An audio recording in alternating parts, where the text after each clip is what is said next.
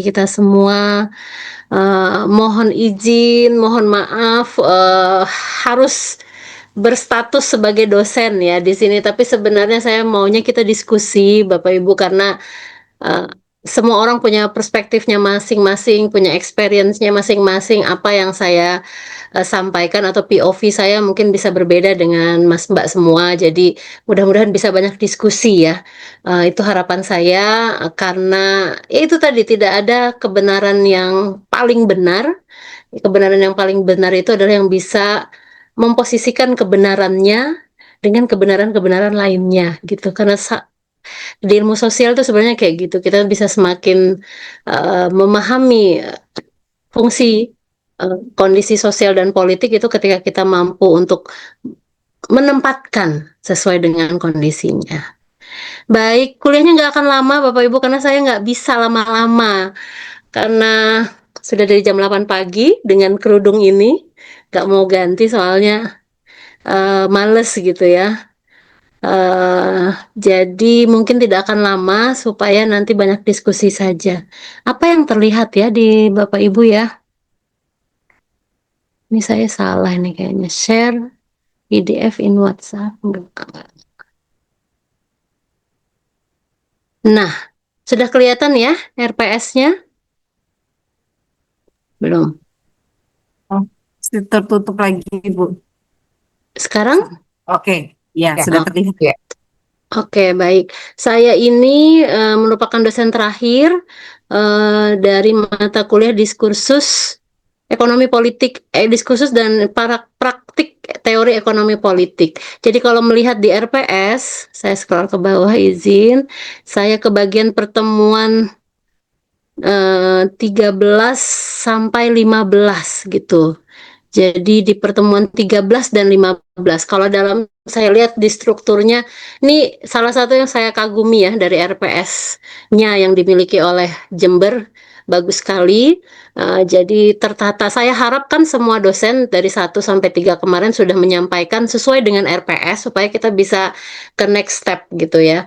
Karena di RPS ini pertemuan 13 sampai selesai di 15 itu semuanya tentang refinement teori gitu. Bagaimana menemukan, mengkritisi teori-teori yang sudah dibahas di pertemuan-pertemuan sebelumnya. Gitu ya. Jadi di pertemuan 13 tentang, sebenarnya semuanya sama, nanti kita coba bedakan saja apa yang akan kita lakukan di 13 sampai di 15. Tapi intinya adalah mengembangkan teori. Nah, ini RPS-nya S3 itu mengembangkan teori yang berkontribusi pada pengembangan ilmu pengetahuan.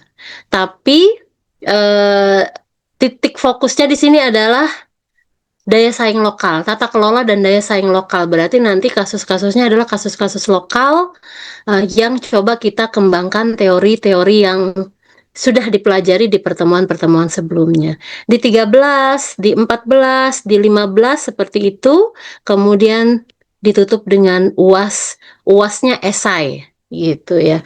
Aduh Mbak, jangan terlalu plek-plek lah gitu ya. Insya Allah itu bisa dibicarakan. Yang penting kita ikut dulu panduannya Bapak Ibu ya. Sekarang jam 20:04 pas. Oke, izin. Apakah masih ingat apa yang disampaikan di materi-materi sebelumnya, Bapak Ibu? Apa saja? Boleh di-share ke saya dari dosen sebelumnya. Kira-kira apa yang sudah dibahas di mata kuliah ekonomi politik ini? Adakah perwakilan?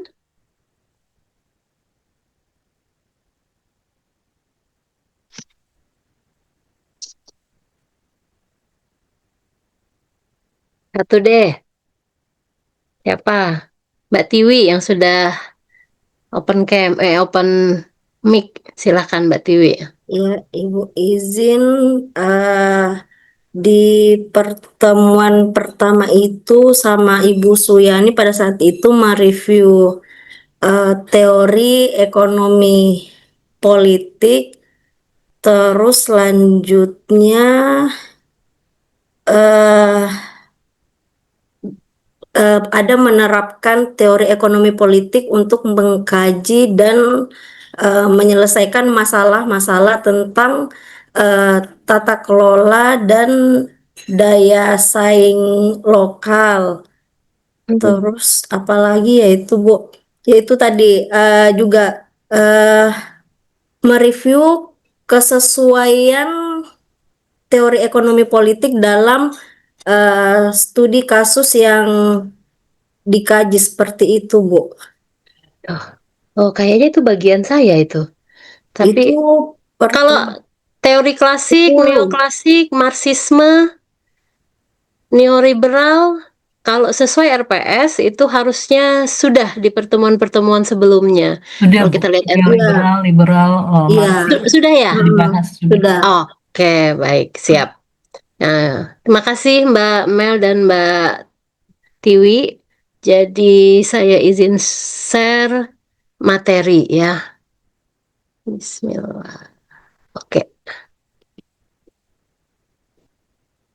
Ya, diskursus dan praktik teori ekonomi politik di pertemuan 13 sampai 15 membahas tentang kajian kritis penerapan teori, nanti ada teori kasus fit gitu ya, dan penyusunan teori refinement. Nanti kita bahas satu-satu.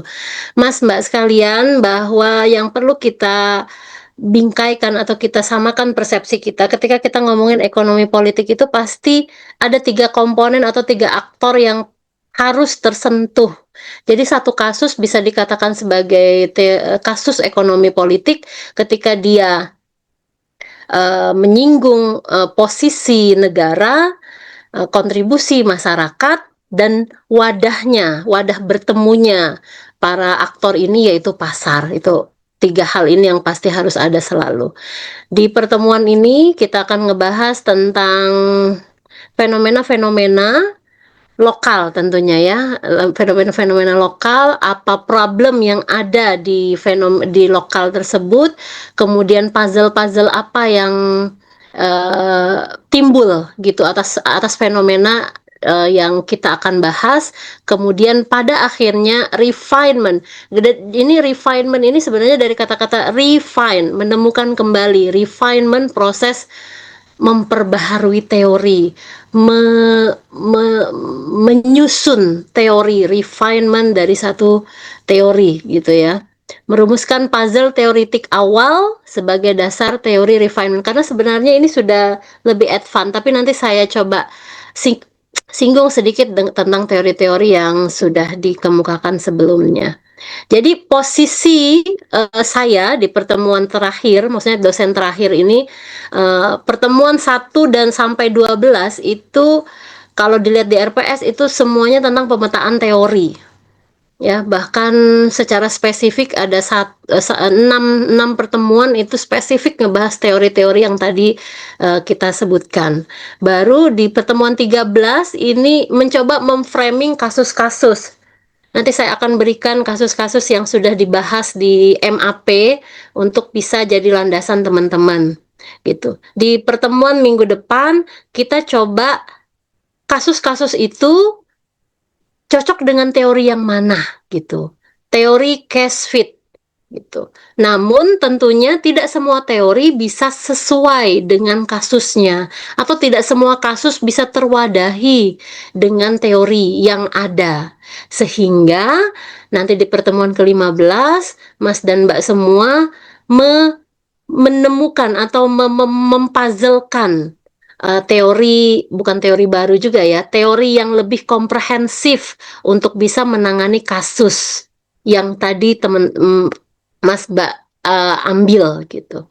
Baru deh terakhir kita UAS gitu ya. Jadi pertemuan 13 ini adalah transisi dari teori yang sudah dibahas di pertemuan sebelumnya menuju akhir dari mata kuliah ini yang diharapkan kita pernah membuat refinement teori seperti itu. Baik, ini tadi ya fenomena lokal. Nah, fenomena lokal tidak otomatis menjadi kasus yang layak untuk dibedah di mata kuliah ini gitu ya. Apa yang menjadi syaratnya? Yang menjadi syaratnya adalah dia memuat puzzle-puzzle, apa ya, fenomena-fenomena problem yang ada anomali di situ dan ada ketegangan konseptual. Ya, sebenarnya di Indonesia banyak banget ya kasus seperti ini. Contoh, eh kalau saya sebagai orang AB tuh sering sering mendengar gitu ya, pelibatan atau apa namanya, pendampingan UMKM.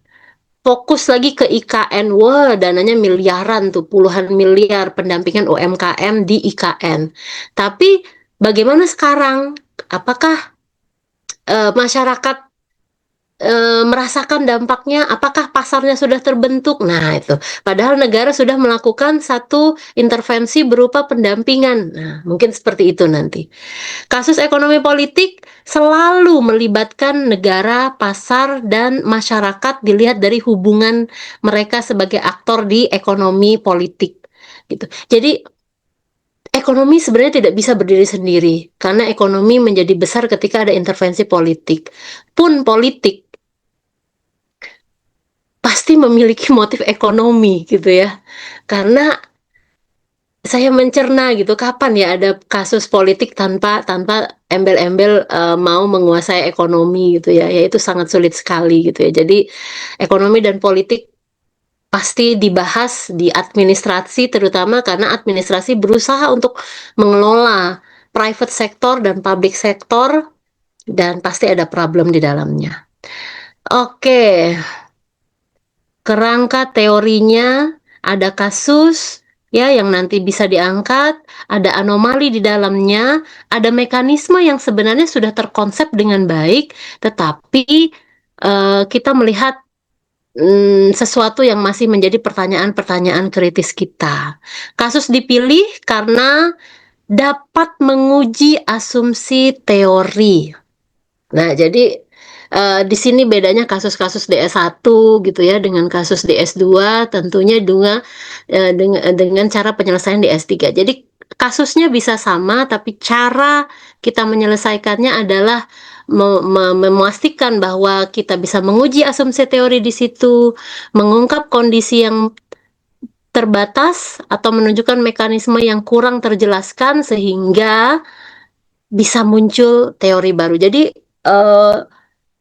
munculnya satu teori baru atau pembaharuan teori terjadi karena ada fakta yang tidak bisa terakomodir dengan teori yang ada saat ini. Begitu. Mohon maaf ini ya, Dok. Oke, kita ngobrolin sedikit materi yang lalu. Bentar, saya ini nggak lihat Mas sama Mbak semua loh. Di mana ya ini?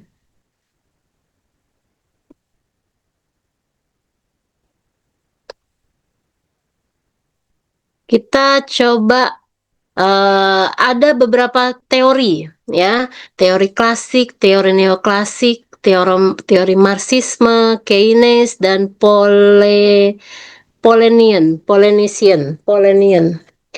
Silahkan nih, saya pengen dari Mas dan Mbak juga nih, coba kita refreshment materi-materi yang sudah disampaikan, teori terutama ya, karena di RPS itu full teori-teori tadi itu dibahas. Jadi mulai dari klasik, neoklasik, sampai ke yang modern. Siapa nih yang mau menyampaikan teori ekonomi politik klasik dan neoklasik? Saya share dulu ya.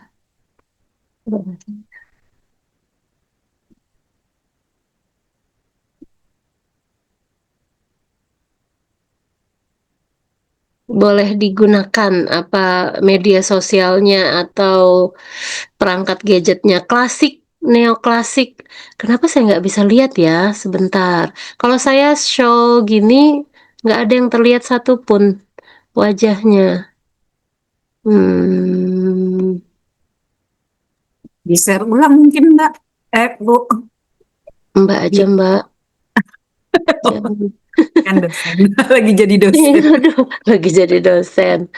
Ini mana ya Mbak? Sebentar dulu Atau ya, sob. di stop share dulu baru di-share ulang. Di share ya, coba ya share. Ini ya.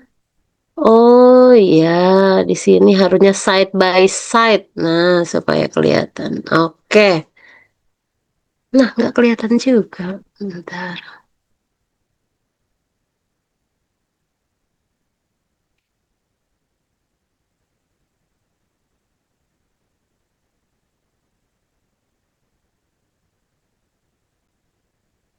Monggo, silakan sambil saya ngotak-ngatik nih siapa yang mau menyampaikan tentang teori-teori ini tentunya udah dibahas di pertemuan-pertemuan sebelumnya. Bisa diulang, Oh mau iya, di SS dulu Bu Dekan. oh iya siap-siap. Tapi mudah-mudahan memang sudah dibahas ya. Mohon maaf kalau kelajuan saya. Nah, di sini tadi kita.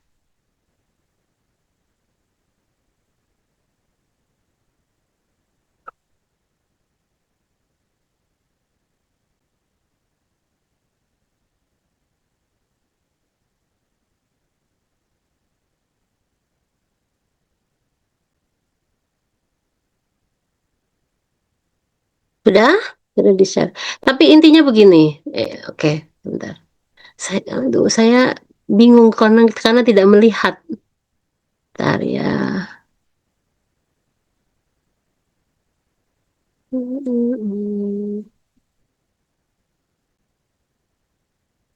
Sebenarnya itulah pentingnya RPS ya. Saya berharap sekali.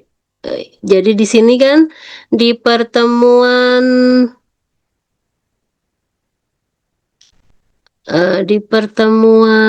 setelah UTS itu ada teori ekonomi liberal. Kemudian ada perspektif Marxis pertemuan 10, politik ekonomi kritis pertemuan 11, bahkan sampai nasionalisme ekonomi di pertemuan ke-12. Nah, ini semua teori-teori yang sebenarnya menjadi dasar pertemuan kita selanjutnya. Ada teori Marxis, Keynesian, bahkan di pertemuan 2 tuh klasik, neoklasik, neoliberalisme dan lain sebagainya. Kalau enggak kita bahas aja sama-sama ya. Tapi kalau dia mau menyampaikan silakan. Izin masuk Ibu. Boleh, Eh, Mbak. Mungkin saya hanya membahas satu dari teori klasik yaitu teorinya Adam Smith. Yes. Ya, jadi kalau Adam Smith itu kan terkenal dengan invisible hands ya. Jadi teori ini berbicara bahwa sebisa mungkin pasar itu tidak ada campur tangan pemerintah. Jadi dibiarkan pasar itu jalan secara otomatis, di mana setiap orang bebas berkompetisi dan harga itu akan terbentuk berdasarkan permintaan dan penawaran. Seperti itu yang saya pahami. Jadi apa namanya?